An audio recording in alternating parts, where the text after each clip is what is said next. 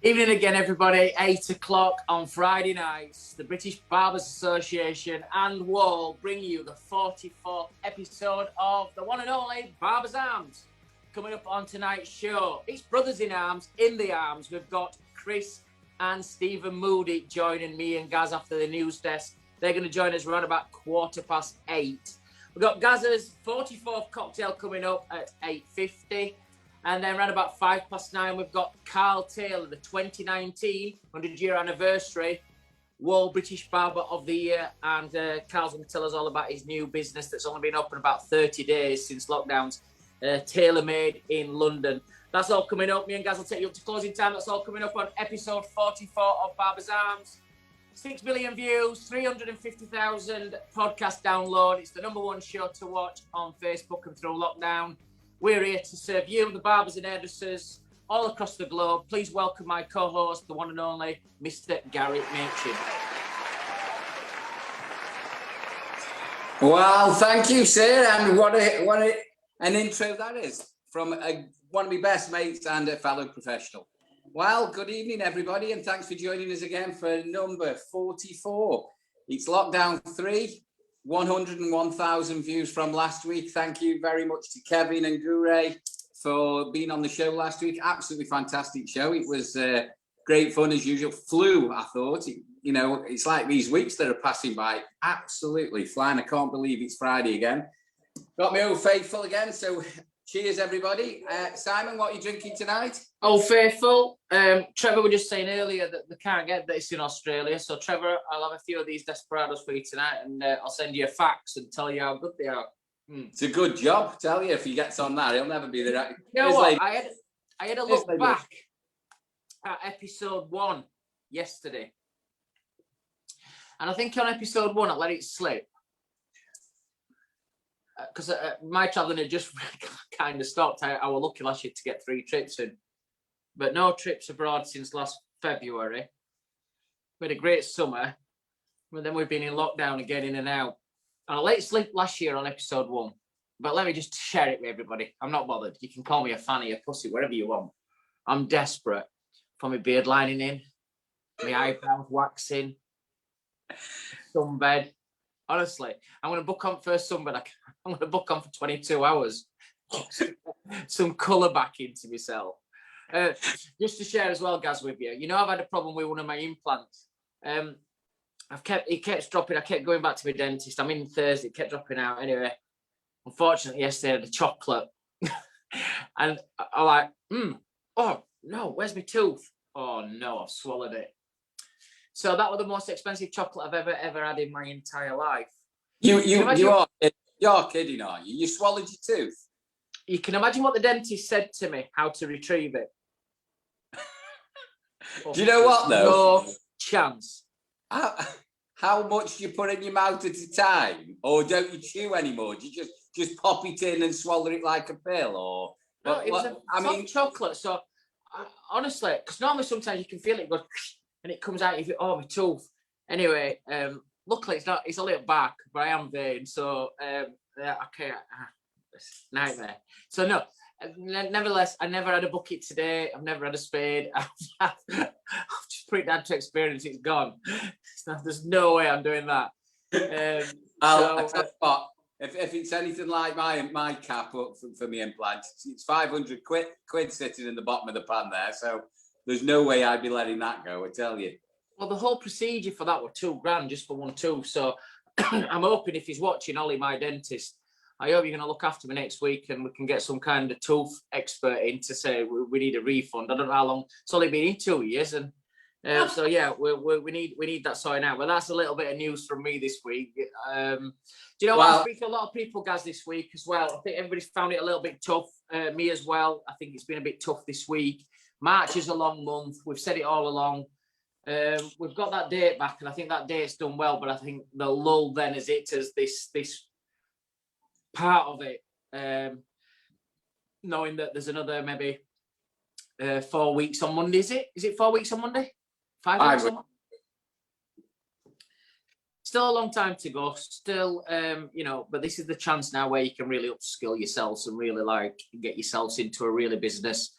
Make sure your business is really ready to go. Make sure you do all the things that you've never done before. And I know I keep saying it, but there can't be any more bars to build in the world. There can't be any more gardening to do. There can't be any more painting to be done. You've done it all. Now's the time to really look at your business and to really make sure that when you get back into your business, and what I have heard as well, a few people have not had the art to even actually go back into the shop for the last few months. I've heard a few people that have gone back in and opened doors and dusted down and turned the clippers on and off and start to get things ready. Good. Do that. That's good. I think going, I always, I class all our places as my baby, so I always have to go back. I can't not go back and check on them, because if there's anything worse, for thieves or anybody, vandals or anybody, a big pile of posts behind the door that hasn't been moved for a long time just says one thing to me. You know what I mean? So I think you need to look around. Yeah. So so I think you need to go in and check.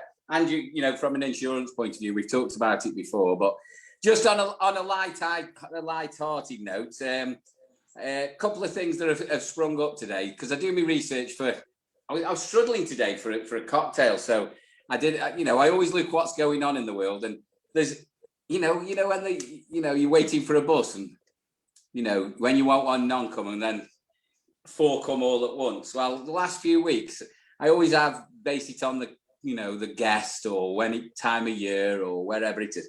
The last few weeks have been pretty lean, so I had a look today, and it's Absinthe Day today. Do you know what absinthe is? Enlighten me. Absinthe is a drink. It's a spirit. Oh, yeah, the drink absinthe, yeah. Yeah, and it's been banned around the world for about 100 years. Because they blamed it on all sorts of things, like, the fall of empires and governments and all sorts, because they thought, really, the contents of it, they thought it's Swiss. It came from Switzerland, and it's quite high proof. But I think, if you're going to drink it, it's been blamed on a lot of things. In the States, I think it's only been back in the States for about 10 years. They barred it for. So I was going to do an absinthe cocktail today, but I thought, no, I might get rollicking for that. So we'll save that one. It's called the Green Fairy. We're going to have that in a future show. So cornflakes coming from the States and doing a lot in the States. Cornflakes today, 1897. This day in 1897, cornflakes. Dr. Kellogg's introduced cornflakes to us, would you believe? And the Barbie doll has got a birthday today, 1959. It's been with us 60, 70 years now. So there was a whole host. So, and it's Women's International Day today. So we've gone with a homage to our fairer sex, and we're having a cocktail towards them, and hence the pink shirt today. So this is for all you ladies out there. It's International Women's Day, so it's what's wrong with you with all these stats? You like stats? Well, you know what I mean. I've got a bit of time on my hands, and every week I do it for the show, and I think I'll get some daft stats for every show, and I write them all down every week, and I never actually get them in there, because we pack the show, don't we? The guests are brilliant, and we talk a lot and we drink a lot, so I never usually get them in, but I think I'm going to make it a regular thing, just totally useful facts that I'm going to give you at the beginning of every show. The barbers and hairdressers out there tuning in now, listening to Gary's stats with his pink shirt on and drinking his Newcastle Brown, very feminine drink, to be fair, to start off with. Guys, thanks again. 101,000 views again last week. It's been a great start to the year for us, and I think everybody, you all need a massive round of applause from all the team here at Barbers Arms, everybody who gets involved, not only in the UK but globally as well. Our massive hardcore of top fans that are watching. I think Rick Roberts is watching tonight from his hot tub. So hey Rick, hope it's nice and hot in there. Hope you're getting all ready. He's probably been in his shop every single day, drilling or putting a tile down, or he's always doing something. He's very handy, I think, around his shop. I tell you what, I bet Rick's got a right setup in his hot tub, hasn't he? It'll be indoors, floodlit, nice lighting, bar at the other end. I bet it's smooth. I don't put mine out. Mine's outside on the grass. It'll freeze. We're having a -3 tonight, so his needs to be indoor. He lives in Hull. I once put Hull into me sat nav and I spelt it wrong and I put L and it still took me to Hull. Anyway, that's all to do with Rick and Hull. Rick, hope you're well. Can't wait to see you and get some work done with you, mate. I hope you enjoy your October and you enjoyed Barbers' Arms tonight. Great meeting today with Hairdressers Journal. Salon International's all moving ahead. We're really positive for that. I know we had the disappointing news this week. Barber Connect was always going to be a tough call for Dan and Matt to get Barber Connect on again, with the view that obviously it's June, July, and that we're just coming into normality, hopefully, at that point. So it's always going to be a tall order for them. But Salon International in 16th of October looks like that's all systems go. We can't wait at Wahl. We've got some exciting stuff there. And also Barbers' Arms as well. You're going to see Barbers' Arms live at Salon International. So that's something really positive. Before we get the guests on, guys, just to go through all the social media sites to keep following us and to get all your information here at Barbers' Arms. Simon Shaw Wahl. Gaz is the British Barber. Barbers_Arms, them's our Instagram accounts. Our website is thebarbersarms.co.uk. And there where you can see all the past episodes, but also as well, you can do your downloads for your podcast. And if you want to email us with any information, it's barber@arms@theBritishBarbers. Guys, before we start on as well, just want to say, you know, a few mentions this week. Our team talk started last week and we've had some great people on. We have one of your friends from the BBA, Luigi, and his team came on from up in Galashiels. So Luigi's watching tonight, I know he is. So I enjoyed having the team talk to you guys. We had Sunderland College on as well, Mark Sowerby. There was about 18 on that call. You can still get involved in team talk. It's coming up on your screens now, where you can actually apply to have your salon or your college to have a team talk with myself, all about the industry, all about new products, and hopefully to add a bit of cheer and motivation and some ideas for when you get back, especially retail ideas. That you can put into place. And so there's still a few places left there. I think we've got about 150 that signed up for Team Talk, but there's still going to be places that's still available before you go back on the 12th of April. So that's all coming up. Fantastic. I still haven't had my confirmation back for mine yet. Well, you know, Sam Campagna's in there. There's a few other big names in there that I'm going to mention, but there's a lot. And I love doing them. And it is good because they ask you some questions that you wouldn't normally get asked, and they ask you questions that they probably wouldn't normally ask you, because normally if you're at a show or an exhibition or doing education, some of the questions that have been asked this week wouldn't probably be appropriate to do that. But it's been good and I've enjoyed doing it. It's, you know, when you're doing one, I do one at every other hour through the day, and it's been really good. So I'm just getting the scary thing now is, go on. I bet you've got that patter off now to a T, haven't you then? There's a script there, mate. I don't even need to look at it anymore. I'm normally good at stuff like that anyway, but I can let's do a team talk now. First, 2 minutes intro. Literally, I've got it off to where like it's within 1 minute of like everything. So I tell you what though, the scary thing is now is I've really got used to doing my life on Zoom, Teams. I'm actually now doing seminars for our global teams on how to look good on Zoom or Instagram TVs, and coaching them how to have the backdrops and working with scripts. And it's funny how we adapt to stuff, and it's funny, but I'm just saying up above, it's not what I want to do. So the quicker we can get back to some normality, the better. And we can look back though at this period of time and think, you know, one of my questions to some of the guests tonight is, what would you look back over the last 12 months? Which is tough. This is a real tough one.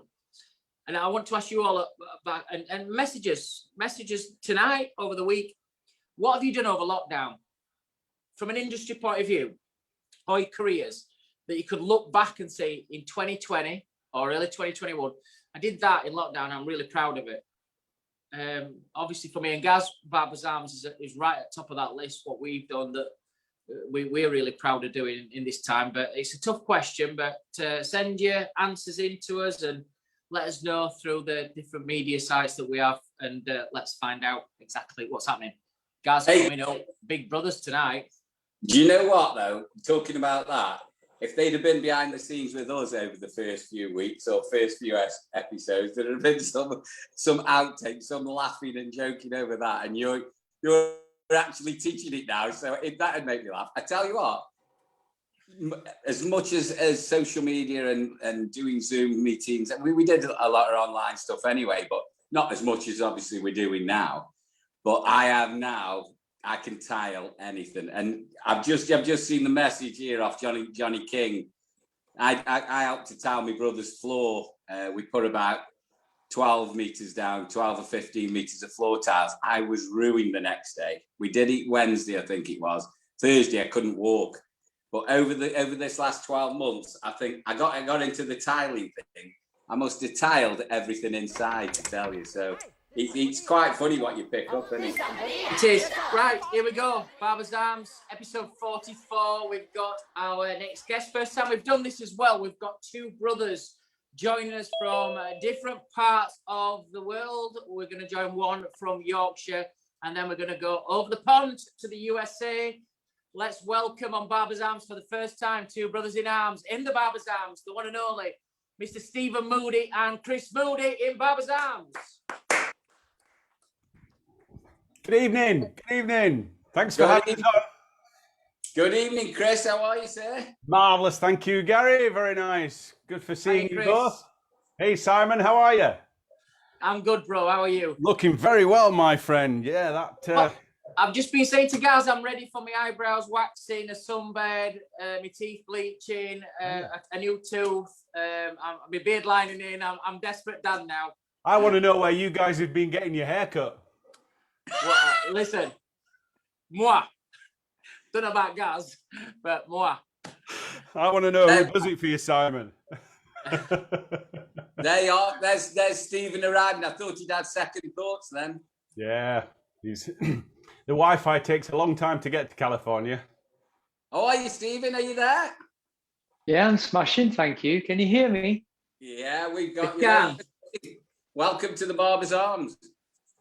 Thank you, sir. So how's the weather in California IA at the moment? Yeah, it's beautiful. It's blue skies. It's probably it's not really kind of warm. Maybe 74, 75. Oh, thanks for that. You know how to kick a man when he's down. Stephen, is there any chance we can move you sideways? Can you turn your camera around sideways? I can do that, yeah. Top man. I'll tell you what, I wish I got the Moody gene with the bloody hair. We've got my share, pair of them.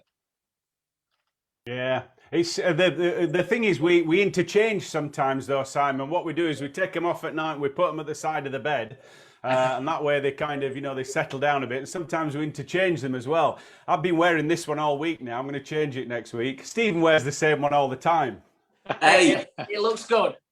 Chris, if it's anything like with my brothers when we were living at home, it was first up, best dressed. There you go. Chris, first up, Chris, best wig here. Chris and Stephen, I don't know if you know, but it's the 40th anniversary this week of Kes. So it came up on Facebook. Yeah. And I used to cut David Bradley's hair when I worked in Barnsley in Dimensions. I used to cut, well, he changed his name to Di Bradley, but he's gone back to David Bradley now. But I mean, guys, I don't know if you've seen it, but it's an iconic film that was set in this late 60s in Barnsley or even early 70s. But I don't know if you watch it, Chris, when it comes up, but you get little clips coming up on your Facebook of the football scene. I was really close to wearing my big shorts actually, and kind of wearing my big shorts right up to here, and just seeing what they were, seeing if I could get them on. Us three hands inside them. We're all from Kesland, us three guys. It's just you that's the odd one out, and Stephen's a bit posher being in California. Well, the thing is, you see, I had an insight into that. I know what you talk about. I had to do that for English Lit. You have to do Kes for English Lit. I've got a great story about Kes. I've got this friend of mine over here, and he won't mind me saying his name. His name's Simon Howley, and he works for a big, he did work for a big television company at one time, a big national television company, B something or another, I can't remember. And he was a producer, and he used to travel all over the world as a producer, going to different places. And he got onto this mission. He used to go to hotels. I hope this don't offend anybody that's listening and that. that, but we're in the pub, so it doesn't really matter. And he used to make it a mission, and whichever hotel he went into, he used to pinch the Bible out of the hotel and replace it with a paperback copy of Kes. And honestly, he did that for about... He did that for about 10 years, and he used to buy like 40, 50 copies of Kes, and he'd take them around with him wherever he's going. He'd take the Gideon Bible out or the St. James Bible and put Kes. You always learn something every day. Here you go. I'm going to start doing that when I can travel again. Listen, boys, Barbers Arms, I don't know if you've watched any of the episodes. This is our episode 44, 6 billion views, 350,000 podcasts. We kind of have a beer with you guys in the bar, or a glass of wine, or a coffee, or a water. Stephen, you look so fit as well, so you're probably on water or some kind of fucking juice or something down in California. Look at your hair and everything, look gorgeous. There you go. See, Chris is having a beer, I think. Good old. What is it? Not cranberry juice. It's not cranberry juice. It's Doom Bar, but it's in a Peakender glass. Peakender is a beer festival that they have in the Peak District, but not this year, unfortunately. So what we're going to do is we're going to ask you some career questions, and what we're going to do tonight, because obviously of time as well, when I ask a question, if we start with Stephen and then Chris, if you answer the same question without even coming back to you, that'll help us with time and everything. And then we'll finish off with some quick fire questions to get a little bit to know a little bit more about you individuals for all our followers across the globe. We've had lots of interest this week about the brothers being on. I know you're both from Barnsley, but Stephen, obviously you've gone off to America and done some amazing stuff with Sassoon and everything. So this is really a treat for everybody at Barbers Arms. My first question to you both, starting off with you, Stephen. If you could do something, like if you could work together again, and you potentially, this is an open question, but what would you do? And it could be hairdressing, but if you could work together again, what would you do together? And where would it be? Stephen first. I think if I was to work with my brother, we would do it all over again. I'd kind of love to do what we're doing now, really, and in education. And Chris probably 4 or 5 years ago with his partner in New York, Chris Barron, they were like the first to the table with what we now take advantage of as virtual education. So Chris and his partner really pioneered what we're kind of living on now, the Zoom type of communication, production, presentation, etc. And I'd love to have worked with, and maybe even in the future, my side of it is much more technical, much more creative, much more my hand. And, Chris and his partner, Chris Barron, are amazing. And I just think that'd be a great partnership. Yeah, it's the same for me. It'd have to be education. It's really weird because hairdressing was neither Stephen nor I's first choice, and yet we went into hairdressing. We're okay about it, and yet we've both gone into education and dedicated more than half of our lives to education. Stephen was my first haircutting teacher, and he's still one of my haircutting heroes. I think he's probably in the top 5 haircutters in the world.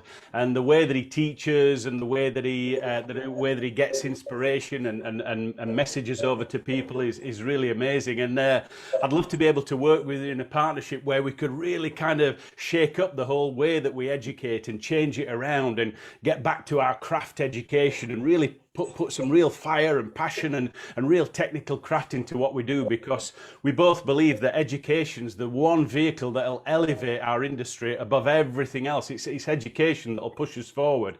And if I was to work with Stephen, I'd love to work in an educational role with him, because I'm still inspired by him today.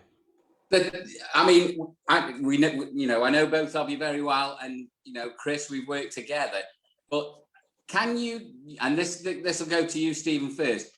A lot of our viewers out there, obviously, they haven't been to California or they don't get out there. I know social media makes it a very small world. But can we have just a quick 2-minute bio of you guys before we carry on with the rest of the questions? Only because, you've both got such a rich history of being in the industry and you're fantastic at your jobs, but not probably everybody knows your story. So Stephen and Chris, can you give us, your background, how you got into it and where you are now?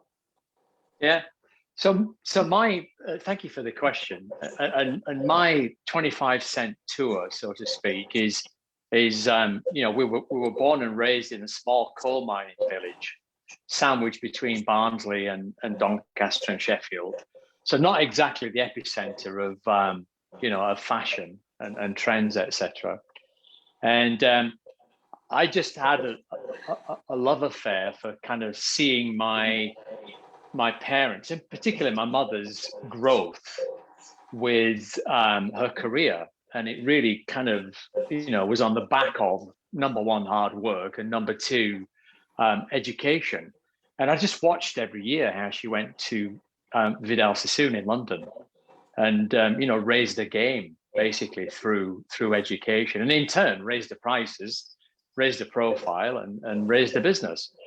And I kind of looked at that growing up, and I thought I'd really love to sort of be involved in that somehow, some way. I wasn't really quite sure.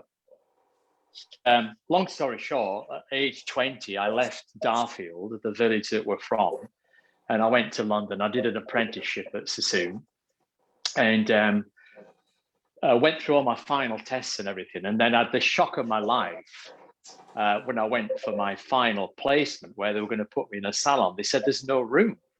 All the salons are full, but there's a Vidal Sassoon barber shop that's opposite Claridge's, and we went there and we'd like you to go in there. And I said, well, I didn't train to be a barber. I trained to be a ladies hairdresser. And they said, well, we haven't got any slots available. It was that, you know. And I made the best decision of my career right there and then. I thought, well, you know, I'll do a year of cutting men's hair. And I thought I could cut hair up to that point. And I did a year of working on men's hair. And it really, really taught me how to cut hair with my scissors, as opposed to cutting hair with a blow dryer and a round brush and styling hair. And I then left the Sassoon barbershop and I went to work in Sassoon Academies, which is really my end goal. And yeah, I worked in London, and I worked in Munich, and I worked in Manchester. And then eventually an opportunity came around for me to run the North American Sassoon Academies out of Santa Monica, California. So I immigrated over here in 1987 and took on a really almost a failing business, really. It wasn't doing well at all. And, you know, myself and a really great team, we turned it over and we made it the #1 business in the Sassoon empire after just three years. So we really grew that, you know. And yeah, and then from there, eventually I became the executive director of the whole global Sassoon Academy organization. In 2012, I moved to Weller and became the global education director at Weller, and kind of did similar to what I'm doing now, which is doing something similar now to what I was doing at Sassoon, which is really very much kind of craft oriented. So although I work for a manufacturer, I work for a company that sells tubes of color, I actually don't color hair, I cut hair. And I've really stayed with my forte, which is #1, being a hair cutter, and #2, being an educator. So I'm just kind of living my dream, really, to be honest, guys. And that is, you know, being with hairdressers. And although I live here in California, I spend a lot of time in Brazil and in South Africa and all over the world. I mean, my kids, for the longest time, they thought I worked at LAX. Which is, you know, I think my eldest at one point, she was asked when she was in, you know, elementary school, you know, they did this round robin, what does your dad do for a living type of thing. She said, oh, my dad works at LAX. Brilliant. Works at the airport. Right, Chris. I left school at 16, didn't know what to do. My mum would not let me do nothing. So she said, if you've got nothing to do, you can come and work in the salon, which I decided to start working in the salon, at which point Stephen was already in London working for Sassoons. I used to travel down there weekends and days off and hang out with him and his friends. That introduced me to a whole different world of hairdressing, which I didn't know existed, an incredibly creative and inspirational side. That then led to me doing a very impromptu photo shoot with a friend of mine who was at art college. Those photographs were picked up by a product company who asked me if I would go and teach, promote their products in various distributors around the country, which I started to do that. And that's when I started working for Redken and teaching for Redken about 30 years ago or so. After that, another organisation called Jaguar, they make scissors, Jaguar scissors. They came across me and they asked me if I would work on stage at Hair World, I think, in 1990. And that led to 20 years of working on stage at Salon International for Jaguar and for, you remember Rand Rocket, that company? I don't know if David and Rand Rocket are still going or anything. Yeah, they are. And I travelled a lot with them, continuing my work with Redken. And I found that, in actual fact, teaching was what I really enjoyed doing more than anything else. And to this day, I wouldn't want to completely give up my work in the salon, but it's really teaching that brings me to life and impassions me. And what I found really interesting was actually being a student of education, was studying education. So then I got asked by L'Oreal to become a coach, a mentor, a coach for a lot of their artists and a lot of their educators. As Stephen said, about 5 years ago, we took it all online and we started to do things online. And now I work a lot for L'Oreal. I look after most of their major brands, helping their educators develop their education skills and take a lot of their education online as well. Up until COVID, I was traveling 3/4 of the year, I guess, or so, but always in a teaching capacity. I rarely teach hairdressing now. I rarely teach hairdressing. I invariably teach people how to teach more effectively. That's really my passion, and that's what I intend to keep doing. That's me. Well, I'm breathing. Take a breath. Yeah, I'm breathing. In fact, the producer just said, I'm breathing. Well, that's because Stephen took up so much bloody time with his 2-minute bio, didn't he, that went on for 20 minutes. 25-cent tour is what I said. Yeah, not at all. Chris, I've got to say, I've watched some of your stuff online as well, and watching people online who have had to adapt to their careers over the last 12 months, me being one of them. You're a natural in front of it, and I think some of the stuff that you've done is fantastic on your coaching side of it. So, Thank you. I'll compliment you on that, mate. You've done a really good job. I remember you came on one of my British hairdressing shoots down in London, if you remember. That's right, I did, yeah, in that, the nightclub. At the famous Atlantic Bar when we did it. But the newspapers, you got all the newspapers from different places around the world. Yeah, so it was quite, that's probably 25 years ago. That 25 years ago. Yes, 25 years ago, which is amazing when you look back at it. Next question. We'll start for you first, Chris, just from a time point of view. Stephen, you're all right. You can take your time. I'm fine. If you could change anything about your career, which has been obviously from both of your careers, it's so I love a story, and I think our viewers love a story, and I think the best people in the world, have got a fantastic story behind them. That gives you structure. Both Stephen, Chris, Gary, and myself, none of us have got to where we are. We shampooed, we cleaned up, we had to do everything the hard way to get to where you've got to be today. So I love the stories. But if you could change one thing about your career, Chris, and then we'll go on to Stephen, but any part of your career that you would change? It's a really difficult question. That's a powerful question, and it's a good one. And the short answer is I like to think of some things that I would like to change, and I'm going to tell you which things that I would have changed. But in actual fact, if I had the chance, I probably wouldn't, because I'm a really big believer in every moment that you had got you to the moment that you have now. So wherever you are now, if you're happy with where you are now, which I am, I'm really happy with where I am now. Every single moment got me to this moment right now. And if I change change something, I may well be somewhere else, and I'm not sure I'd want to be anywhere else right now.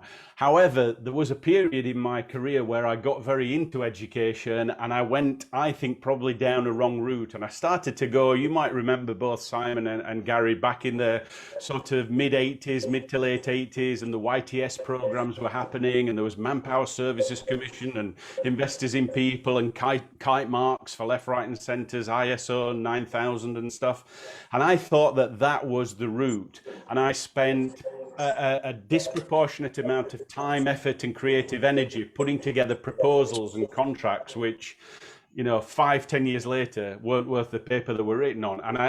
But it did still teach me a lot, but I still can't help thinking, had I channeled my energy somewhere else into just pure education rather than the formalities and funding of it, I'd have probably liked to have changed that. But no, other than that, I had a great background working in Darfield. I still work in Darfield. I'm super proud to still work in Darfield and Barnsley. I love it, and gave me a really tough apprenticeship. But that apprenticeship has stood me in good stead. And I think a lot of the success that I have now, which I'm grateful for, comes as a result of lessons I learned through that fairly hardcore apprenticeship. Brilliant. Stephen? It's a great question, guys, and I think the short answer is no. I wouldn't change anything. While Chris was talking there, I was really digging deep. I was really digging and trying to think. You know, I think if there's only one thing that I'd change, I'd just spent more time with Vidal. And it's one of those, you know, he was super close to me, and vice versa. And, you know, he gave me some great advice. I you know, toured with Vidal in Asia and in Mexico and goodness knows where else. And I think outside of work, I just wished I'd gone to the pub with him more often. I mean, we used to see at the pub, and there was one particular that cup final, Manchester United were in, where they were losing, and was it in Munich? Who were they playing? I think they were playing Munich, and they were playing Bayern Munich in Bayern Munich, and they were 2 minutes away from losing, weren't they? And then they scored two in last minutes. They did, yeah. And I was with him that night. Teddy Sheringham. That's right. Yeah. Just things like that. And I think the only reason I'm saying that is obviously he's not here anymore. And you always kind of, you know, people that you look up to when they're gone, I think you always think to yourself, damn, I wish I'd kind of spent more time, if that makes sense. But yeah, but you've got to imagine there are thousands of people that's going to watch this tonight and this week. At least you met him. You worked with him. I mean, how many people's going to say, "Oh my God, you should have gone to Bow. You were really close with him anyway."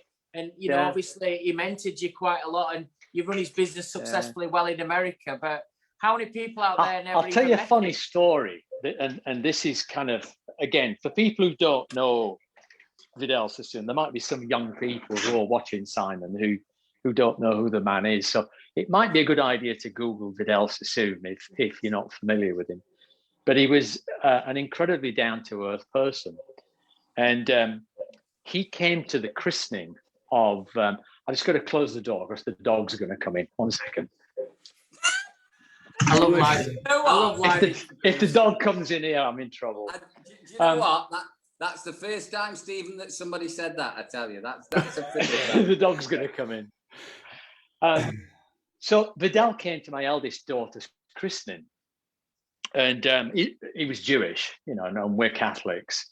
So, he kind of tapped me on the shoulder. She said, "Do you mind if Vidal comes up to the christening where they put the water on the baby's head, the font?" And I'm like, "Yeah, no problems." He came up, he hung out, he was just really cool. And then when we were done, we all went back to our house, and it was nice weather. It wasn't hot weather, but it was nice and it was sunny. So my dad's there, and you know what people from Yorkshire are like. The minute it gets above 43 degrees, you know, they take the shirts off and it's, you know, sunbathing time. He got his vest on, I'm though. barbecuing in the backyard. What's that? He got his vest on, though. Well, I'm barbecuing in the backyard, and there's all these, you know, amazingly gorgeous looking people everywhere wearing great clothes, great hair and everything. We're in the backyard. And I turned around and my dad's taking his shirt off. I thought, I go over to Quality. For Christ's sake, put your shirt back on. And he's like, I'm not putting my bloody shirt on. He said, it's snowing in Darfield. He said, I want to tan. He didn't roll his trousers up, though. At least he didn't roll his trousers up. So embarrassed. Quality. 2 minutes later, I turned around and what's Vidal done? Vidal's taking his shirt off in sympathy with my dad. So, yeah. There's only you got stories like that, mate. Though I can tell you, there's only you across the globe has got a story about something like that. There was no one else watching this that's got that story. Oh dear. Do you know what, Chris? I mean, stories like you know, you can take the man out to Barnsley, or but the thing is, you know. I'll finish it off, Gaz. Finish it off. What's the next bit? You can't take the Barnsley out the boy. We don't want it. We love it in there. There's only two kinds of people, Gary. Them from Barnsley and them that really wish they were from Barnsley. And look at us free. Hey, do you know what as well? We're fucking global, not local. But also as well, some of the Barnsley has produced two so far. Look at around this table, but two British Hairdresser of the Year. Rob Eaton, and I was with him that night when he won it. Andrew Barton, and Andrew trained with Denise. Yeah. They produced the British Hairdresser of the Year. Yeah, he did his apprenticeship with us. And then you've got Josh, of course, Josh Wood. Simon, there's Josh Woods. Well. Yeah. Josh Woods. Yeah. So I was just about to say to you guys, I was going to say, Gary and Simon, I've got a question for you. And the question I have is literally that, what you just said there, Simon. I mean, it's disproportionate when you look at the size of the place and the fact that it's wearing effect, that it's created these hairdressers who've just gone on to have great careers. And I don't know, there's others, I don't know, Birmingham is a bigger city or wherever. I don't know that that's produced.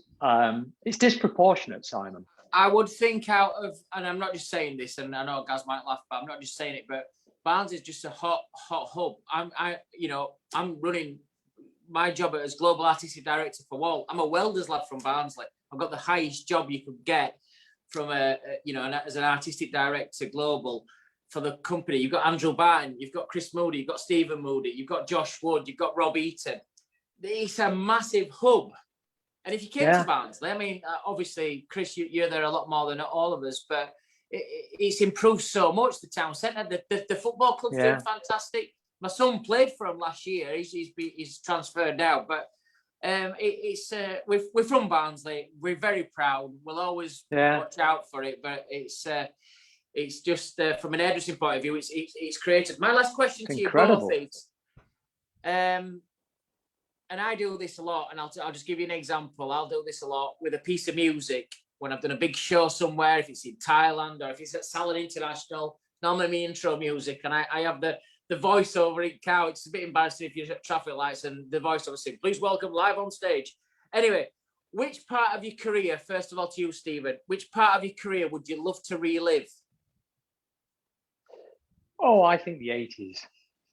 I didn't have to stop and think about that one. Only because I just think with the social unrest, and the carryover from Thatcher and the miners' strikes and the power outages and that just created so much social, which made young people kind of and the unemployment, forgot that one. Made a lot of people rebel and cut their own hair and make their own clothes. There was just such a rawness about the 80s. And that rawness translated into fashion and makeup and definitely music. But as far as we're concerned, it translated into hair. And I don't think there's been a decade for a very long time that comes anywhere near the really cool stuff that was going on with color and haircuts and it was just an absolute free for all. When it came to doing hair, so I was just really proud to kind of come through in that era, and also proud to be in London too, which was the global epicenter of everything that was going on, really. So it would London and definitely Darfield. yeah, London and Darfield. Yeah, it would have to be those two places in that decade. And Chris, I think what for part me, of your career would you like to relive? it's not particularly a period, it's an event, and it's an event that I was really conscious of at the time, how special it was, and I remember sitting in the moment, and that's why I can remember it. And it was probably about, it wasn't that long ago actually, maybe 10 years ago, something like that, and it was one of the last stage events that I did, and it was at a really iconic venue in Berlin called Tempelhof. And Tempelhof was the huge airport that was built for Hitler's airport. Yeah. And now it's this incredible, beautiful exhibition centre, and there was a big event on there, and it was an enormous event, and just everything about this event was so cool and so stylish and so good. And we got over there to do this event. And I was working with a friend of mine from Belgium called Ludovic Beckers. We had about 25 models between us. We got these models from all over Europe. They were just amazing girls, beautiful, that would let us do anything at all. And we'd rehearsed on this stage a couple of times, but obviously hadn't seen it with people in. Anyway, there was about 10,500 people in the audience, something like that, watching. And the stage, it was about, I would say, about 35 meters wide and about 15 meters deep, and all on multi-levels. It was huge. And the girls went out for this walk, and there was this amazing music playing and lights coming all over the place. And Ludovic was having a bit of a meltdown. He was really nervous, and everybody was tense. And for some reason, and I'm not being big-headed, I was nervous, but not in a paralyzing way. I was just buzzing. I couldn't wait to get out there. And they opened up and they introduced us. And I ran out onto this stage, and I just literally ran from one end of this stage to the other and stood in the middle of this stage. And there was all these people that you could see in these spotlights. And I just remember standing there for a few minutes and thinking, this is freaking awesome. And just sit in it for a little while. And the show it went like a dream. There wasn't a hitch. It was really, really good. We got really good reviews. It was a huge high. And it's just an event that I really, really enjoyed. I really loved. And plus, it was probably one of the last big stage shows that I did as well. So it was an amazing one to finish on. I love that. And the walls are 4 feet thick in Tempelhof. I've worked Tempelhof as well. Oh, yeah, incredible. Hitler built it, and apparently, when you look from the sky, you look down on it. It's got some kind of iconic Germanic. The way the buildings are laid out, it's an incredible building. Not like a cross, actually. A cross, yeah. It's like a cross. Yeah. Well, guys, it's that time of the evening where it's now part of this show. It's called Rant or Rave. We're going to spin the wheel, and there is going to be a subject that's going to come up. Normally, it's 2 minutes for the guests, but you two are going to do a minute and a half each. So, right. Gary, over to you. Gentlemen, it's my pleasure to say you've got a rant or rave for 1.5 minutes instead this time each. With production, can you spin the wheel? You can't see this, but all the viewers out there can actually see the wheel spin, and we don't get told what the actual subject is going to be. Now, so you can actually rant or rave about this particular subject, and it's coming up. Have we got it yet? Who's going first? Who wants to go first? Chris. Right. Chris, and your chosen subject today is healthcare. Healthcare. I'm going to rant and rave about healthcare. First of all, I've got friends that are in healthcare, and I'm going to rave about what an amazing job they've done. I've always been a bit of a socialist at heart, really, and thinking about what our healthcare has done. I mean, there's just no way we would have got through this, survived what we're doing without what these amazing people have done. I was in hospital myself just after Christmas. I was taken care of by those people. Just the fact that we can walk into a place and get an amazing amount of care and treatment, and other than our taxation, it doesn't cost us anything compared to what my brother down below has to do just to go even and get a set of paracetamols from the hospital. What we've got is we will not realize how valuable it is until it's gone. And it is inevitably going to go unless something doesn't change. I'm a little bit left-wing, so forgive me for this. And then I'm going to rage now and rant about a 1% pay rise after months and months of standing on a doorstep, clapping, superimposing capes on these people, and then we're going to stand by and tolerate that they're just going to get that. I mean, come on, it's just not decent. There's just no human decency there at all. That's my rant and my rave about the health service. Thank you so much for what you do for us. That's the most fluent we've had so far. Barry did really well, but well done. Right, Stephen. What's my subject? Same. Healthcare. Oh, the same. Healthcare. Yeah. From an American well, my point of rant view. and rave really is under non-COVID-19 circumstances. I live in the worst bloody country in the world, in the sense that, you know, where I live, God forbid you get in a serious accident, or God forbid you get some serious disease or complaint or whatever, because at the moment, healthcare over here is absolutely atrocious. So, for example, you know, I pay a massive amount of money out of my paycheck every single month, and that money goes towards healthcare. But the reality of it is, when I do go to the doctor or do go to the dentist, I'm paying more and more and more money all of the time. And unlike you guys in the UK, it's really all about profit here. And someone said to me the other day, you know, would you ever go back to the UK? And if you did, why would you go back? And to be honest with you, healthcare and education will be two massive things, because I think you guys in the UK have got it down. I think it's fantastic. I really believe in social medicine. And yeah, it's absolutely atrocious here. And as Chris just said, you know, God forbid you do lose what you've got. You know, when you get down the road of what we've got here in America for healthcare, God help you. Well, as you know, Stephen, I work for an American company. Wahl, we're based up in Sterling, Illinois. And I speak to some of my colleagues regular, especially when I was traveling out there 4 or 5 times a year. And some of them are paying like even $1,800 a month healthcare policy. And that don't even cover them for like first phase cancer.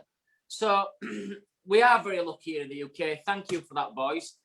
Very candid and very honest about our rant and rave. We're going to finish off with some quick fire questions, which is a little profile for all our guests out there. I'm going to have to really work hard on this one, guys, because it's a double upper. So we're going to ask you some quick fire questions, and then I'm going to piece it together before we finish, just to get a little profile on you both and see how we go. So first of all, Stephen, quick fire questions. Here we go. What's your favourite food? Indian. What's your favourite music? 80s. Oh, we have a right music collection together. I love Wham. Favourite destination? Home. Your favourite drink? Yorkshire Gold. Is that a beer? Tea. Tea. Oh, Yorkshire Gold tea. Yeah. Okay. I love tea, but I like it black. Who would be your ideal dinner date? Who would you like to have one evening? Your wife.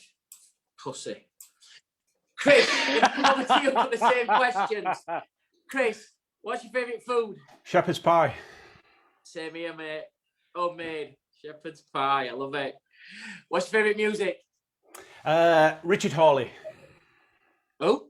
Richard Hawley. Richard Hawley. Yep. Favourite destination? Sharravale Road. Where's that? It's just down the street from where I live. It's got a lot of nice coffee shops. So home. Favourite drink? Anything from Abbeydale Brewery. So IPAs. Yeah, I like IPAs. IPAs. You'd be all right with a night out with Gaz then. Where you had the problem not going for a beer so much with Sassoon, I don't have that fucking problem with Gaz. Wherever we are across the globe, trust me, we have a beer more than we see each other at work. But it's definitely, we'll look for each other about 4 o'clock. Yeah, I'll meet you after, go straight for a beer. Chris, who would be your ideal dinner date? My ideal dinner date would probably be King, you two, definitely. Yeah, Gary and Simon for sure. Okay, here we go. We've had a fantastic evening so far. Don't forget, we've got Carl Taylor coming up from Taylor Made in London. But first here on Barbers Arms, we've had the Moody brothers, Chris Moody and Stephen Moody. What a fantastic, I'm sure. I'm going to look back at this as well. I'm going to go back and look at this because it's amazing when somebody's saying, oh, I worked with Sassoon for years, but he's been to my house and Dad took his shirt off with him, but I wish I'd have gone to a pub with him more. It's like, fuck me, this is just like, this is golden tonight. But we've got Stephen Moody, who's having his favourite food. He's having an Indian. He's listening to some 80s music. He's doing all this in his favourite destination at home. His favourite drink that he's having that night with his Indian is Yorkshire Gold tea. And he's doing all this with his beautiful wife. Sat across in the next table is the one and only Mr. Chris Moody, who's having his favourite food, which is shepherd's pie. He's listening to some Richard Hawley music. His favourite destination, again, is at home. And he's having his favourite IPA drink. And he's doing all that with me and Gaz here on Barbers Arms. Ladies and gentlemen, Chris Moody, Stephen Moody, in Barbers Arms. Thank you very much, guys. Thank you. Thank you very much. Have a good evening. That was Bye, great. everybody. Fellas, That was before fantastic. you go, can I say from all at Barbers Arms and BBA and Wahl, absolutely inspirational from all for the industry all over. I've worked with Chris, and anybody who needs any information, just have a look at the link what we're going to pass as well, because his work that he's doing is absolutely fantastic. It's on a different level. Thank you very much, guys. It's been an absolutely pleasure to have you on the arms. We'll speak to you soon. Hopefully have a beer very soon. Thanks for inviting me. I wish you could spend more time with both. Stephen, Chris, thank you so much, guys. Thank you. Thanks, Gary. Wow, Gaz. Thanks, Simon. Thank you. Wow, Gaz. That was amazing. I loved it. I enjoyed it. You know what? I mean, That's been one of the quickest 35, 40 minutes I've had in the last 12 months. Well, I wish we could have stayed on even. There was so many things I wanted to bring up and talk to them about. I mean, I've worked with Chris. I don't know Steve as well. I mean, I met him, quite a few times at different shows, LA and Chicago and different places, but absolutely inspirational. I mean, from a point of view of, even though I've worked with him, because I first met Chris at Habia, working on the Habia team. So, I mean, he was instrumental at starting and putting together the skills team. But as at the same time, what he's actually morphed into from an education point of view, stepping in, and it's quite brave as well, going from the education of actually teaching hairdressing or cutting or whatever. But now, if you sit in one of his classes, I've sat in that many classes of Chris's because he did the Effective Educator course for us for the BBA on the level 4 for Habia and for the BBA. So we've worked with myself, MK, and Eric. So we've watched his classes so many times, and they just take it to another level. If you're a prospective teacher, or you're a teacher, or you want inspiration for your team, Chris Moody is your man. Get him in there and have him do it for your team, because he's great presenter. Unbelievable. Even anyway, that, when you passed on to them both, it was just like brilliant. But more importantly, now this is your 44th cocktail. Do you know what? If I can get a cafe to fit it for next shows, because that's just gone over to 56 minutes. I want to see this pink lady, but I'm desperate, Dan. Go on, get you off. You're all right. I'll sort it out. So, ladies and gents, as I said at the beginning of the show, it is International Women's Day and it's Barbie's birthday. I know we shouldn't say that both in the breaths. Rachel, barmaid, she will actually kill me for this, but I'm giving you a pink lady tonight, and it's quite simple. And I'm just going to get our ingredient just from the fridge, because I couldn't actually leave this out because it would go off, because we've been talking so long anyway. So we've got our shaker. And do you know what? A lot of people have been giving me some instruction, or they've been asking me questions and say, you always have your ingredients measured out. So I usually have them measured out in our shot glasses. So I'm going to do it the proper way. I'm going to start using a jigger. This is a jigger. So you've got a 25 mil, you've got a 50 mil as well. They all come to the same. I use these all the time, but because we're saving time, but Simon's can give me a couple of extra minutes anyway. So I thought we'll do it the proper way tonight. So all these measurements I give you. So we're using a dry gin. We're using Bulldog gin tonight. So this is a British made. I always try and use British ingredients if we can. So this is a Bulldog. So if you're using parts, it's a 50 mil. So it's a full one. So if you're using parts though, it's 1 3/4. So if we pass that on and we throw that in, we've also got our ice. This is dry ice, so it isn't wet. So you can see when I pull it out, there's no water in there. It's just dry ice. So we put that in there. We've got grenadine. So grenadine, we've got half a measure, or half, if you like. So when you're looking at half a measure is 25. So it's looking at about 15, something like that, 12 and a half. So and grenadine is giving you, we're using the Mooney. Grenadine is made from pomegranates. We throw that in, and this is giving us our colour, because we're getting a pink lady, and our sweetness as well. It's syrup. And then at the same time, and the reason I did this later is we're using 1.5 cream. So we're throwing that in there, and another half. So we're throwing that in, as you can see. So there's our jigger. We've used it tonight. So anybody out there who's giving me stick saying you're pre-measuring everything, I've done it the right way this night tonight. So to shake this up,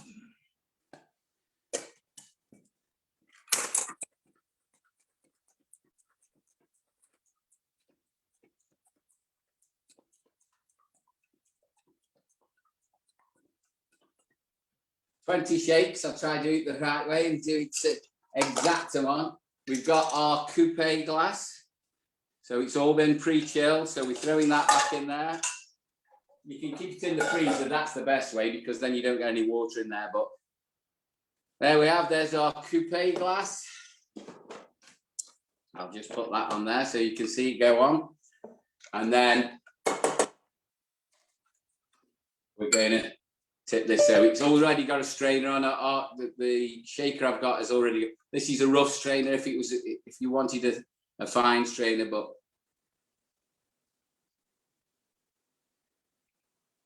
look at that baby. And you can't see it on there, but this is very pink. Not as pink as my shirt, but as you can see, there we are. Gonna top it off with 2 Maraschino cherries. There we are, put it in, and there we have it. Our pink lady for International Ladies' Day and Barbie's birthday.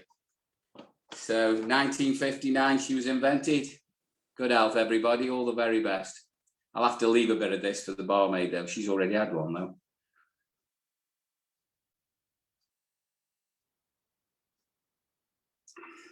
Oh, you're going to have to make that one. That is absolutely delicious. I'm going to set that one down. It's almost milk. It's got the consistency of almost like a milkshake, if you like, but not quite that thick. But it's absolutely, if you want into something that gives you a really, really strong taste, that is the cocktail for you. And just top it off with a cherry. Absolutely beautiful. So there we have it, number 44. Kept off again. Easily done tonight. It's a very, very simple cocktail. We were going to do the absinthe, but we might have got a bit of stick because it is a very strong one. So we'll save that for another special day. But as you can see, beautiful texture, beautiful the way it actually sits in the glass. That is beautiful. So next week we are going to start with, I've got to go on to another list now, because the difference with next week is number 45. I think we're going to do a whiskey base next week, but we'll let you know just before we go on. We can do that together as well. But cheers, everybody. All the very best. Have a good one. We just have a little taste of the amber nectar.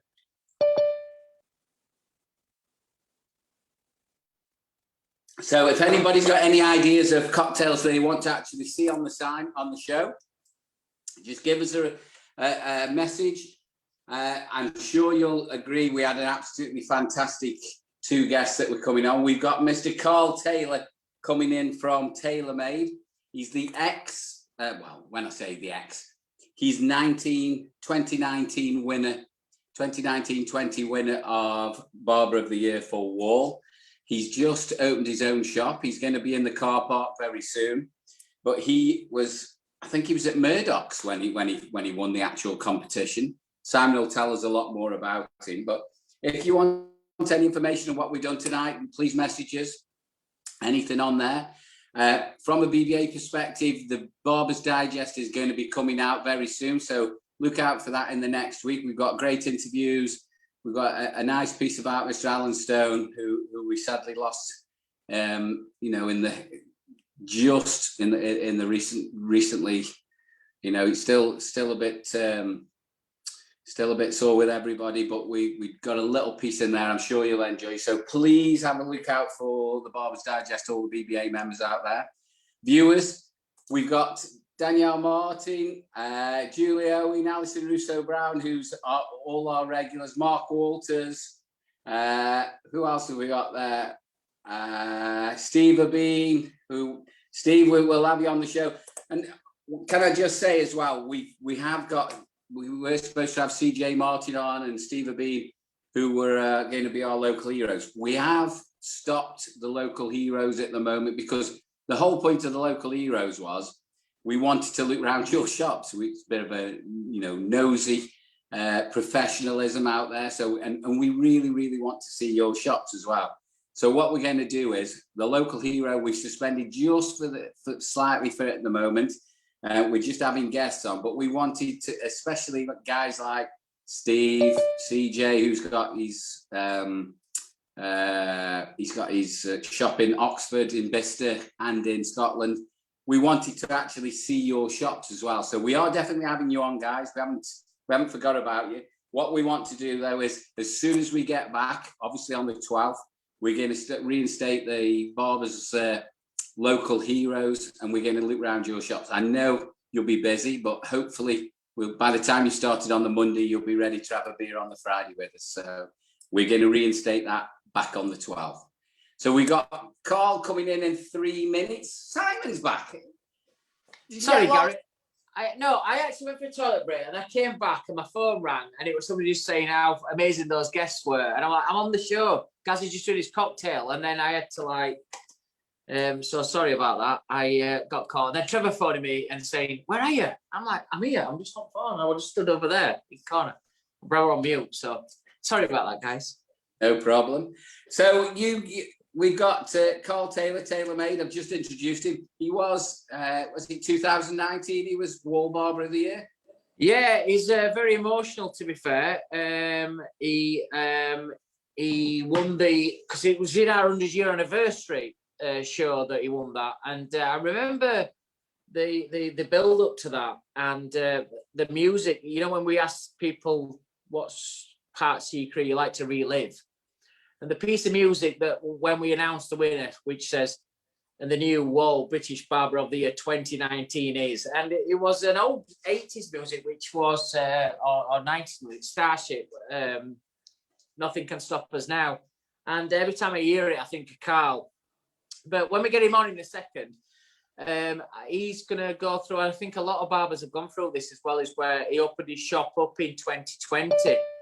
And unfortunately, I think he's only traded about a month or maybe even 8 weeks since he's opened up because of the lockdowns. So it'd be interesting to see what he's got to say tonight and how he's coped with that, with a new business. So it'll be interesting to see and share his views for a lot of people who are going to watch tonight. What's going to happen with that? But I think he's just joining us. Actually, I think he's just joining us in the Barbers' house.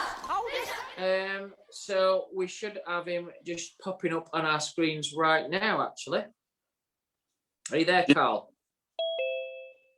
Here we go. So, a formal introduction. Please welcome the 2019 100-year anniversary Wahl British Barber of the Year in 2019.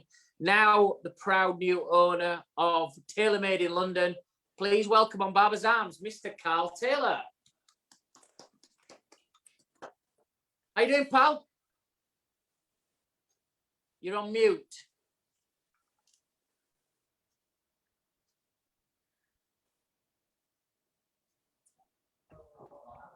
Can you hear me? Yes, we can now. Hey, Simon. You know that team training on social media and Zoom meetings. It's not gone to Carl yet. Just to clear that up. Carl, how are you, man? You good? I'm all right. As you can see, I'm in the old Vic right now, enjoying a Budweiser. A new fresh haircut. Is that a COVID-3 special? Do you know what? I wish it was, right? So I'm terrible at colour, Gary. So I thought, do you know what? Dye it blonde, and it went a little bit Pete Tong, so I had to get rid of it. I saw that on our group WhatsApp, actually. There was lots of... It gets a bit of stick on our group WhatsApp, to be fair to him, does Carl. I think Killian this year, the new one, he's escaped a bit of it, but Carl's done a lot of shows with us, and he gets a little bit of stick being the freshman of the group, but he takes it all in good stead. Carl, obviously, for the viewers that's out there, do you want to just tell us a little bit about yourself? Yeah, so... You know, my name's Carl Taylor. I'm a Wahl British Barber of the Year 2019 to 2020. So I started my hairdressing journey at the age of 19, and I put it off for so many years just because I wasn't too sure what I wanted to do as a teenager, and I was just obsessive with hair. And I started my journey as an apprentice hairdresser. And I kind of felt my passion for women's hair slowly drifted away, and I was just more focused on men's hair. And I was so obsessed with men's hair itself, I needed to be in that barber sort of industry. So I took what I wanted from my apprenticeship, learned all about the fundamentals of hair, not just within men's, just within the whole realms, just so I could implement hairdressing into barbering techniques. So then I went to Murdoch, London, in Covent Garden, where I learned how to, use clippers properly, learned how to shave, and like I said, implemented hairdressing to barbering, and then stayed there for about 5 years, and then owned my own salon, Taylor Male Image, and became Wahl British Barber of the Year 2019. So, Carl, where are you based now? Where's your salon? Obviously not in Covent Garden. So No. whereabouts are you based? No, definitely not. I am based in sunny Croydon, mate. Croydon. Yeah. Oh, we've got our offices in there. The Oh, yeah. Hair and Barber Council are in Croydon. So, yeah, we've got offices. I'll come pop you a visit, mate. Well, I won't be there for a long time. Mate, I don't blame you.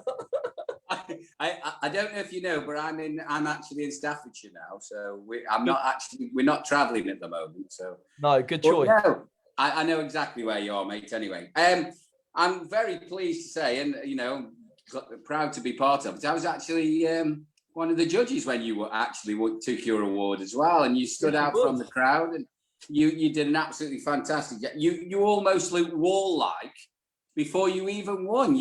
When you were on stage, obviously you'd done your homework. And mate, I done my homework, so I feel sorry for poor Simon over there. I was like chewing his ear all the bloody time. I'm surprised he's still got an ear.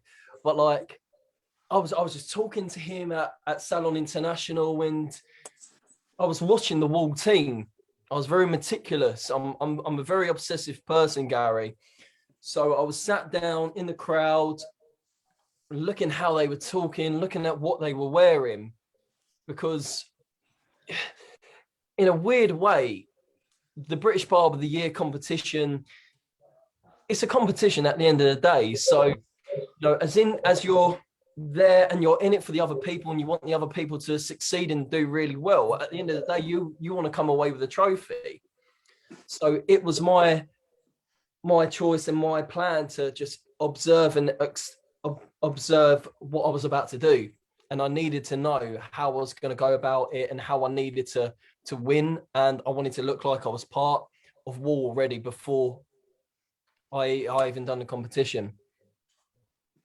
I think, you know, Gary, one of the things that we always look at, and we always speak to you judges as well, is what we're looking for.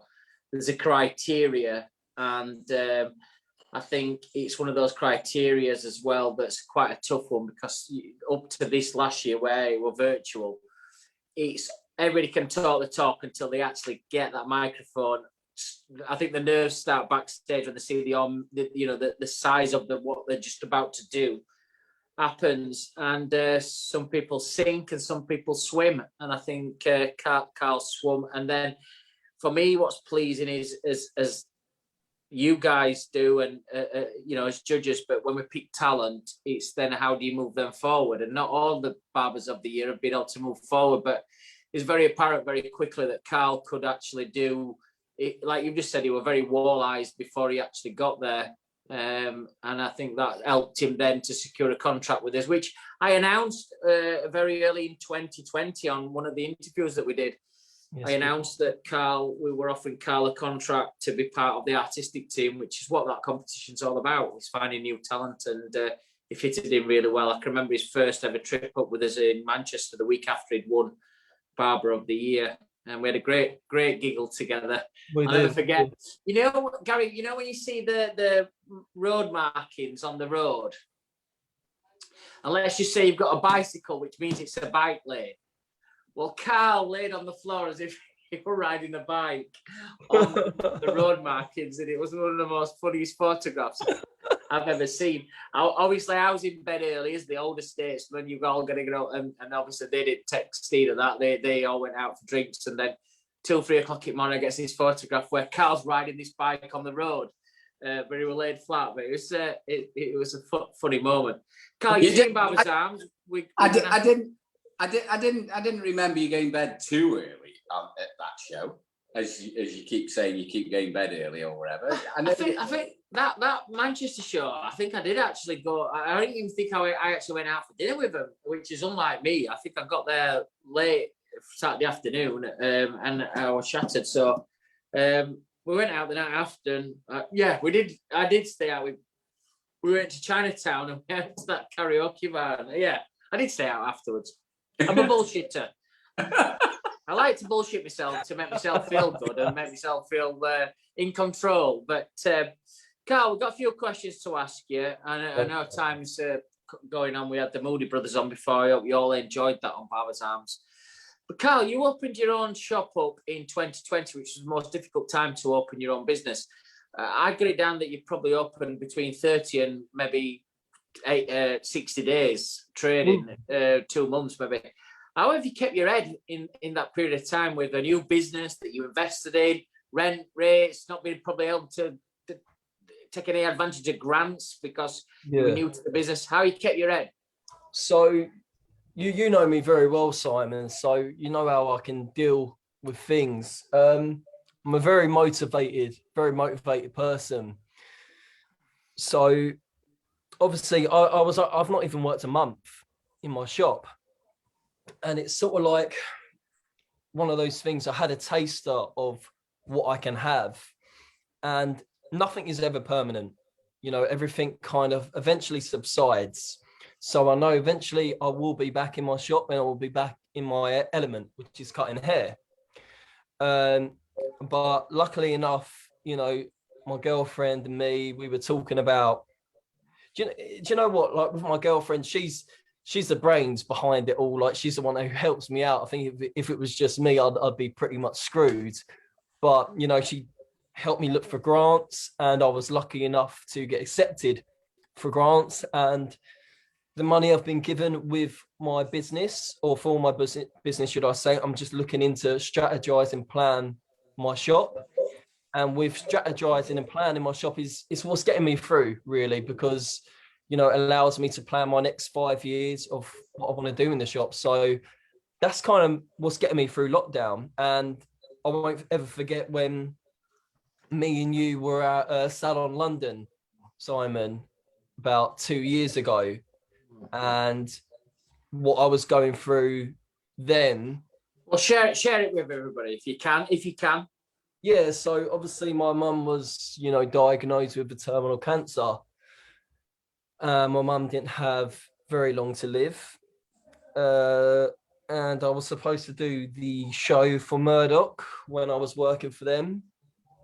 And I remember asking to get some cover for some people to do the show for me, because I wasn't too sure whether it was the right thing to do.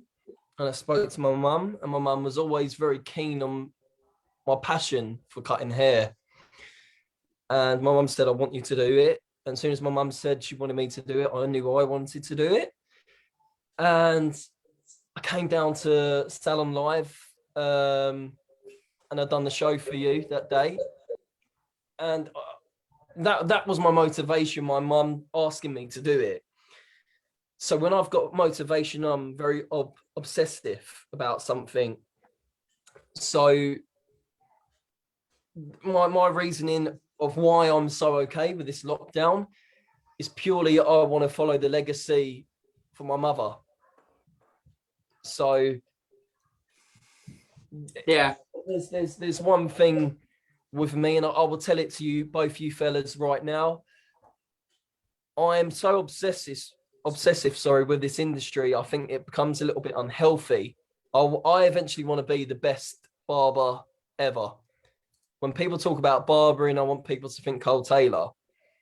So I'm a very motivated person, and I think passion is what gets you through these hard times. I really do. And having a reason why gets you through these hard times. And I will never forget when I saw you at, I think it was Barber Connect, actually, Simon. And you actually gave me a hug because I told you what happened. And I remember you texted me the next day saying I was a true professional. And, you know, as lovely as getting British Barber of the Year was, when someone says to you, you're a professional and your hard work has paid off, that I think that's a lovely thing. I really do.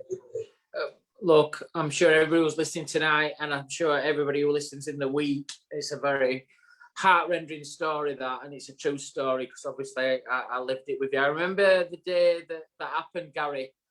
I was it was Salon South, and I got a message off Chris, our marketing manager, to say, look, all right, Murdoch's are going to fulfill their spot later this afternoon because Carl's mum's terminally ill.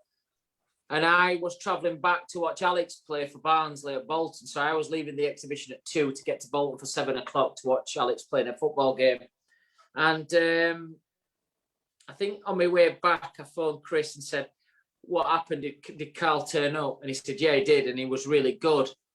He didn't really have a big audience because it was later in the afternoon, but he did really well. And I drove for an hour and I thought, wow, that is like massive resilience. That's, you know, we speak, me and you guys, about issues, and I think people put shit on Facebook and they only put the good times on Facebook. There's a few people that put some crap on, but it's only Facebook. So social media is there to say, oh, look at me, I'm having a great time, I'm having a nice beer, I'm in a great place.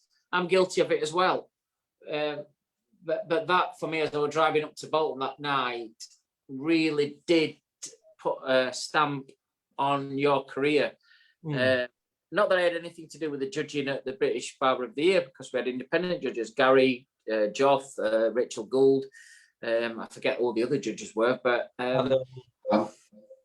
yeah, so it's a massive story. I mean, I'm going to come on to another question, but I said earlier in the intro, every time I hear Starship, Nothing's Gonna Stop Us Now, I think of you. Yeah, that's yeah, the music, Gary, that when you announced the winner, that was the music that came up when she announced the winner. And I've watched the videos back lots of times, and I see your family in around the middle of the audience all erupt.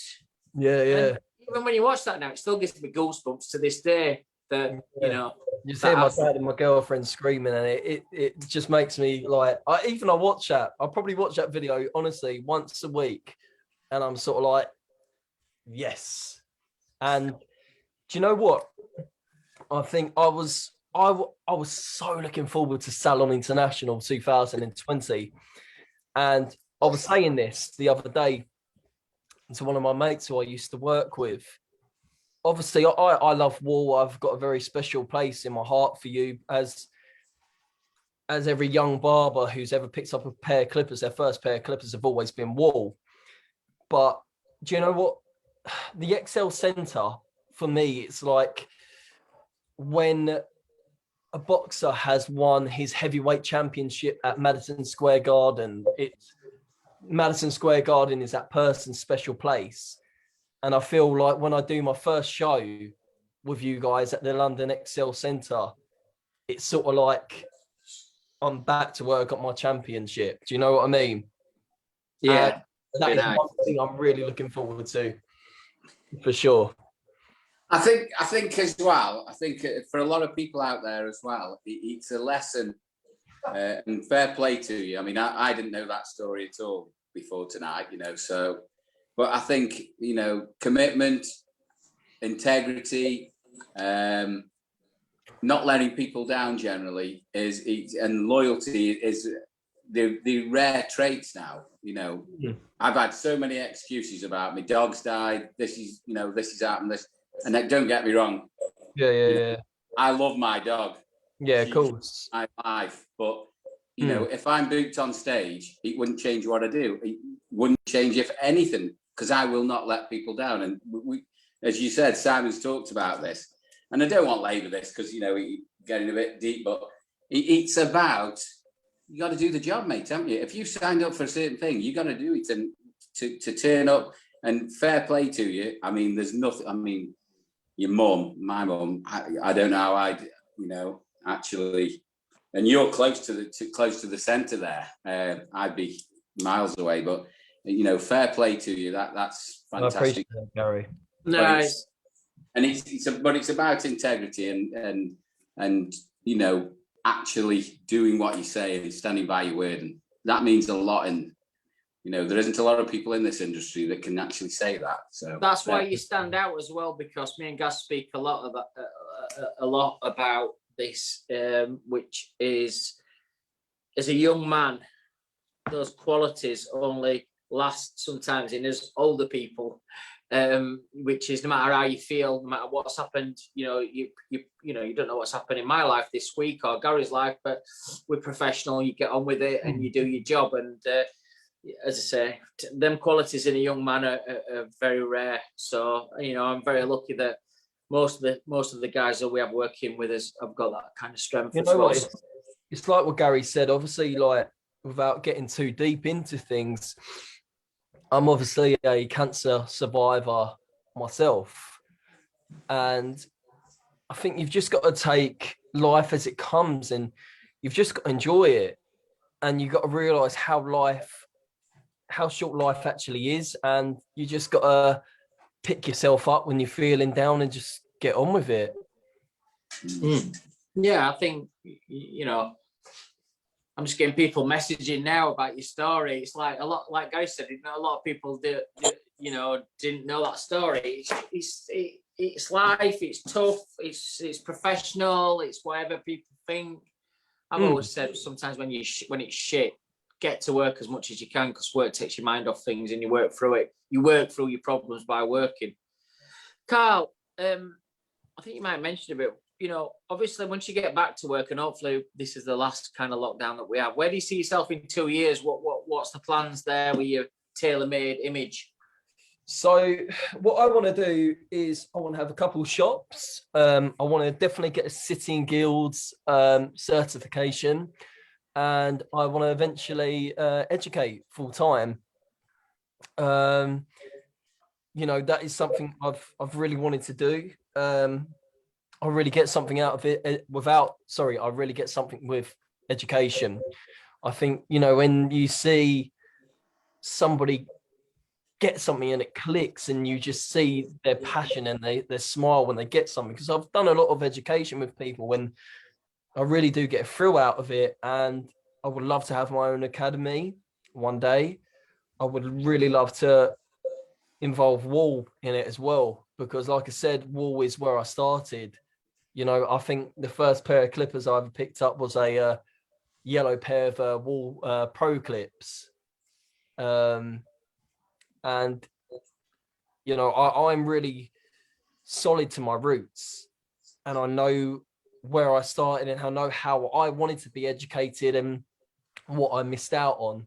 So I want Tailor Male Image to be a really focal point on education for barbers out there. Do you know what I'd say? And, you know, you can take this or leave this, or, you know, whatever you want. But from somebody who's been there and gone through that, concentrate on your business first. Concentrate on your business before you even open any more locations. The only time you can leave your business is when your business can run and make money when you're not there. Yeah, for sure. And that is end of. Yeah. End of story. Because if you're leaving your business to do other things and your business suffers, no point doing other things, is there? No, of course. And the thing is, my mind wanders very easily. You know, like I think about traveling with Wahl, like going over to America, like all of that, and like who's gonna like keep my shop running without me before stuff has even happened. But like I said, I'm a very ambitious person, and I like to plan way ahead of myself. But that is the main goal of Tailor Male Image. I was going to ask you a naughty question next, which is your favourite Wahl team member, but I think that'll be, they're all watching tonight, so I think you get some proper stick tomorrow on the Wahl WhatsApp group. No. You need to say who's the most in Wahl team. I can't prove through it. There's vicious on this WhatsApp group. I've already got my name already. Carl, you've got to say who's your favourite, or who's been your mentor? Who's helped you the most? Do you know what? Right, I will answer. Do you know what? I've got a massive love for Mick. Me and Mick from day one.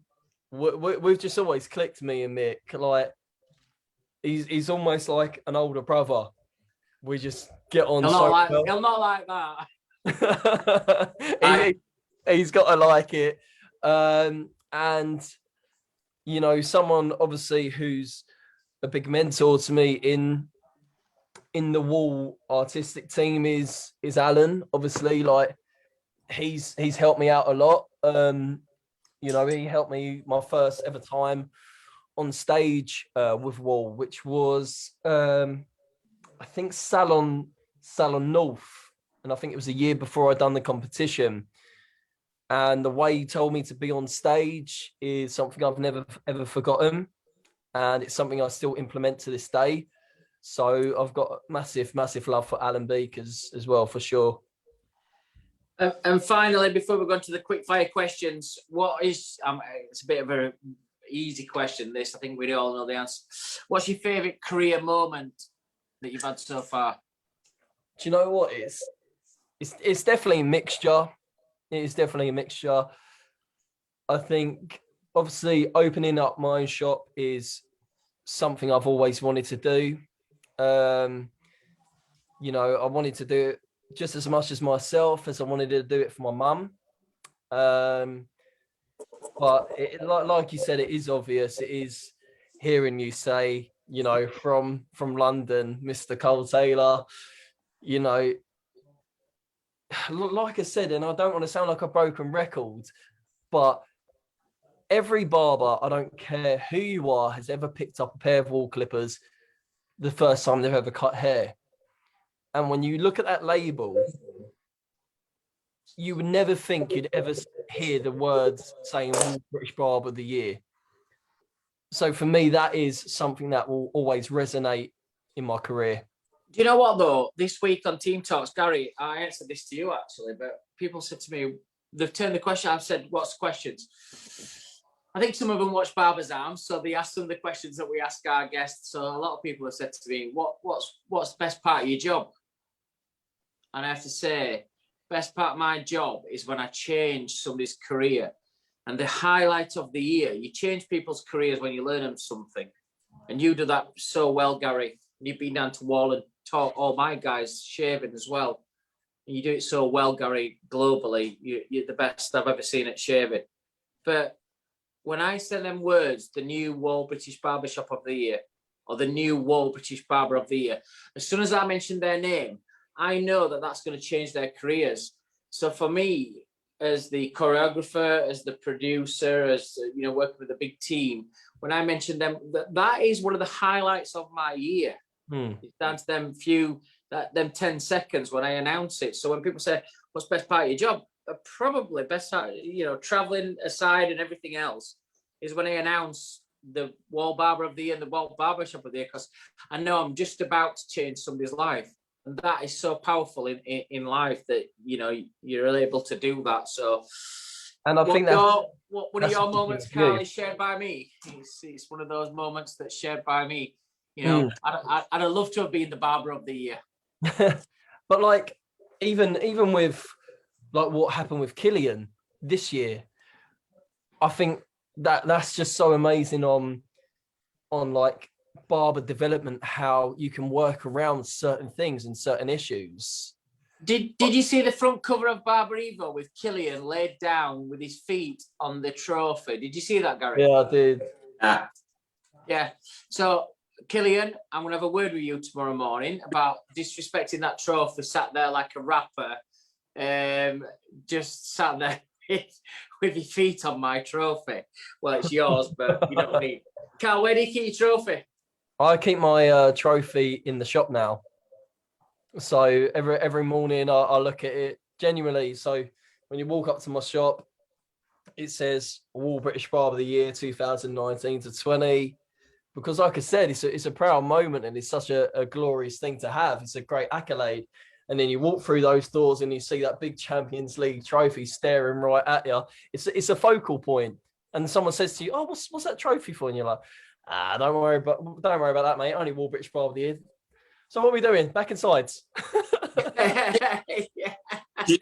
You know when you go in the morning, you give it a little rub, mate. Honestly, before I walk into my shop, go into my pocket, chuck my handkerchief over my shoulder, breathe on it, give it a good old little like shine in. You know what I'd love, Gary, as well? I'd love to get a trophy. I wasn't talking about the trophy.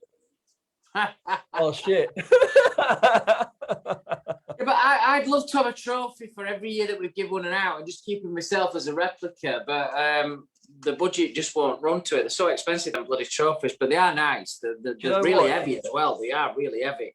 We're going to finish off with some quick fire questions. We're going to try and change it around a little bit from what we've done to the Moody's. So, Carl, what's your favourite haircut that you do?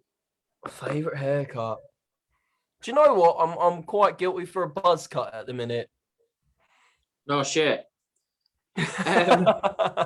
What's the favourite show that you attend? Which is the show that gives you the most buzz? What do you like? Which one? Salon International. Salon Int. Who's your favourite hairdressing icon? Kevin Lutchman. Coming up next week on Barbers Arms. Favourite music? Kings of Leon. And would you like a night in or a night out? I want to sound cool for the viewers, but a night in, Gary. I'm not Gary Simon. Oh my God, Gary came up on my screen. It's all right. He's got carrying a bit more weight than me, but I've got the facial hair. Here we go then. We've got Carl Taylor from Taylor Made Image, the 2019 Wahl Barber of the Year. it's been a tough year for your son with your new business, but look, 12th of April, hopefully, fingers crossed, you get back to it and your attitude will win. Fucking everything else don't matter. Positivity, businesses start with people, first and foremost, and you're the right kind of stock. So I know you're going to do well. We've got Carl Taylor, who's doing his favourite buzz cut at Salon International on the famous Wahl stage. He loves doing that. He's working alongside Kevin Lunchman, who's his favourite hairdressing and barbering icon. This is some Kings of Leon music. And after that, instead of going out for a wild night with me and Michael Damiano and pretending to ride a bike that's on the tarmac, he's had a night in with Kevin Lunchman, which is a bit weird. We'll ask Kevin about that next week on Barbers' Arms. But that's Carl Taylor from Taylor Made Image in Croydon. Thank you, Carl.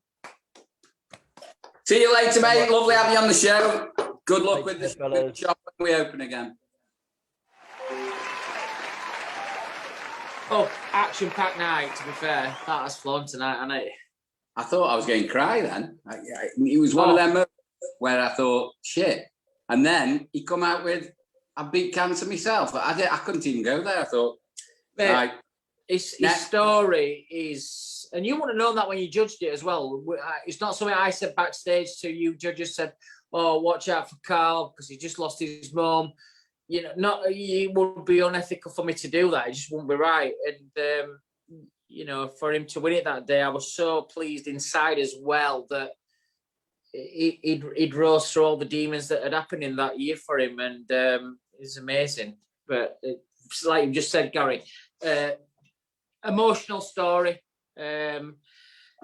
A tough one to digest, but I hope the viewers out there, all our hardcore viewers and all of the global viewers that we watched through the week, you've really enjoyed tonight's show.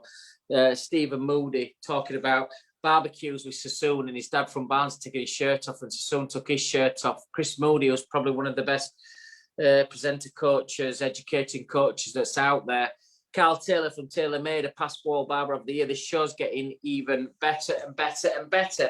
Coming up next week, as Carl's barbering icon, ex-Tony and Guy, but we've got the amazing ex-British Men's Hairdresser of the Year, Kevin Lunchman, will be on the show next Friday night as well. And coming up after Kevin as well, we've got Ken Picton and Barry Stevens from the Fellowship the week after.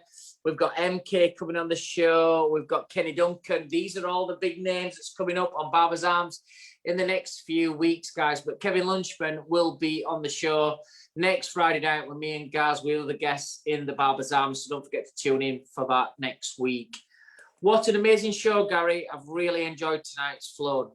Well, you know, we know Chris very well and Stephen. Met Stephen in the States when I've been traveling.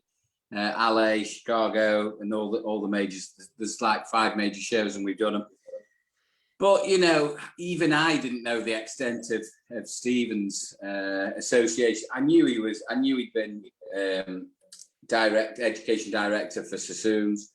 I knew his background from Barnsley, Mum, with Chris. Worked with Chris for years and years. Well, we both worked for Javier for years and years. Worked on the level 4 with Chris. And, you know, I wasn't just saying that. Chris changed my complete outlook on education. Even though I did my teaching qualification in 1998, I think it was, 96, 98, something like that. I didn't, you know, that's when I qualified as a teacher officially.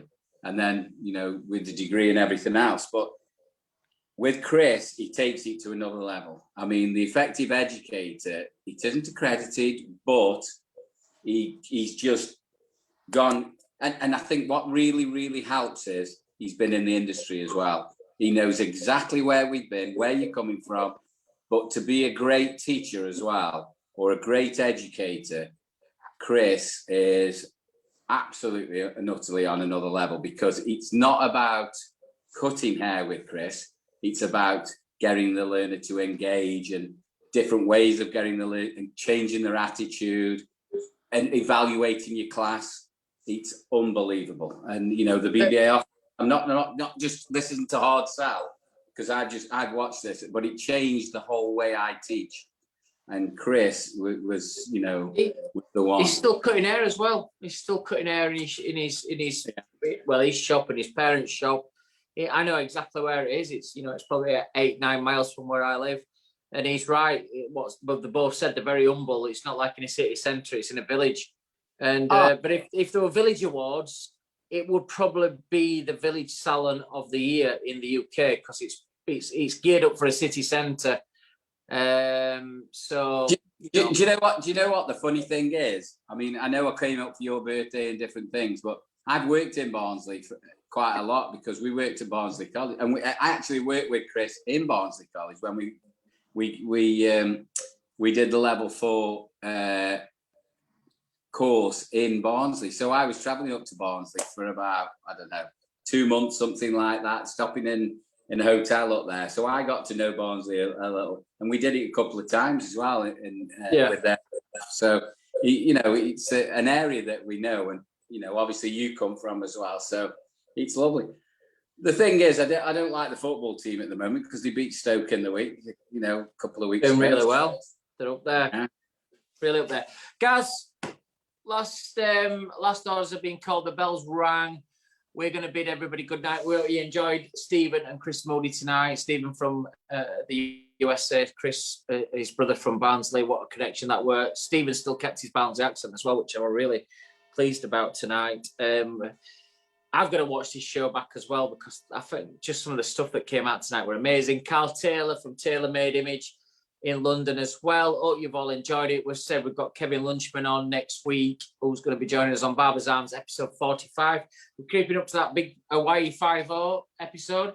And don't forget, on the 9th of April is our 1-year anniversary, which I think shows 49. So that's going to be amazing. I'm going to finish off with just to say, just keep yourselves all nice and safe. Let's just keep doing the right thing. And let's hopefully that by when we do get back, but for me, I'm going to be selfish here, by the 21st of June, that those restrictions can be lifted. I wanted to say something tonight, but I'm not going to say it. But I'll speak to you afterward, Gaz, about it. But I've got some personal thoughts going out to one individual who's not very well. And I want to make sure that I'll speak to you guys afterwards about it, but I just wanted to make sure that this is recorded tonight to make sure that I'm really thinking about you, mate. Oh, that's great. From me, it's let's do it right. Let's carry on. We're in the home, so we keep saying this. 5 weeks, I think it is. Weeks are flying by. Got to just hold on. Hopefully, fingers crossed. Kids go back on Monday. That might change. I'm going to get stuck into. I don't know if anybody's noticed, but I've been eating whelks while I've been talking. Love whelks, I do. So I'm going to nail them.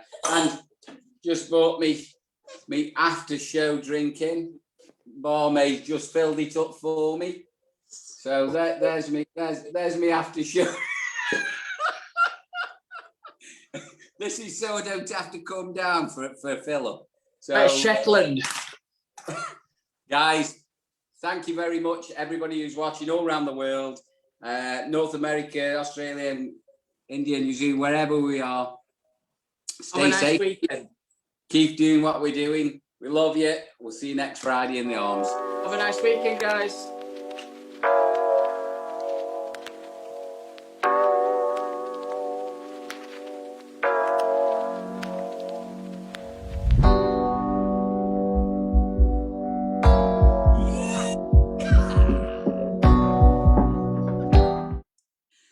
Who's not very well, Bill?